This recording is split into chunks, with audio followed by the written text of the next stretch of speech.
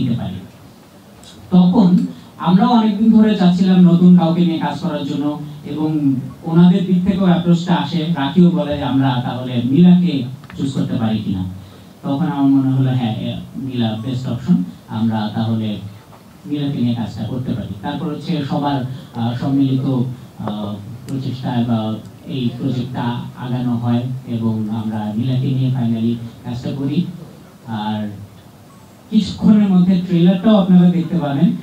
আমার তো মনে হয় মিলা তার প্রথম প্রোডাকশন হিসেবে খুব ভালো করেছে, এবং আমি আশা করব দর্শকও খুব ভালোভাবে ওনাকে অ্যাকসেপ্ট করবে। তো এই হচ্ছে আমাদের এই প্রোডাকশনের মোটামুটি আলোচনা হয়েছিল আমাদের প্রি প্রোডাকশনের ক্ষেত্রে। এই প্ল্যানিং নিয়ে আমরা এগিয়ে যাই। বাকিটার জন্য আমাদের 27 নভেম্বর পর্যন্ত ওয়েট করতে হবে। ইনশাআল্লাহ ভালো কিছু হবে। আবারও ক্যাপিটাল ড্রামা একটা ব্লাস্ট নিয়ে আসবে। Thank you so much.